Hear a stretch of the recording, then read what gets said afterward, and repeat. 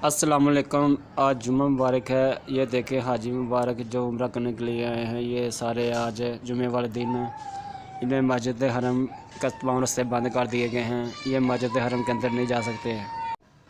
आज भी लोगों ने हरम शरीफ को मुकम्मल तौर पर बंद किया है। कल तो ऊपर पुल के ज़रिए लोग तवाफ़ वगैरह कर रहे थे, आज उन्होंने ऊपर जाने के लिए भी रास्ते तमाम बंद कर दिया है। ये देखिए, ये आपके सामने है, ये हाजी सड़कों पर बैठे हुए हैं। आज उन्होंने हरम शरीफ के तमाम दरवाज़े जो हरम शरीफ के अंदर जाते थे वो बंद कर दिए हैं। हर आने जाने के लिए ये दरवाज़े बंद हैं।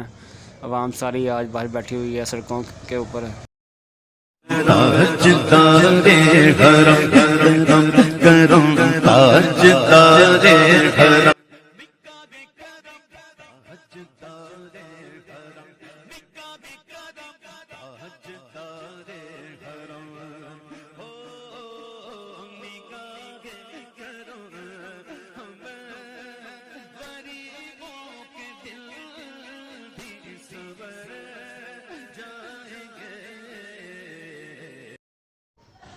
ये नमाज जुम्मा के टाइम उन्होंने ये ऐसा किया है कि मस्जिद हरम के साथ है, इन्होंने मस्जिद हरम का एक दूसरा सीन तैयार किया हुआ है।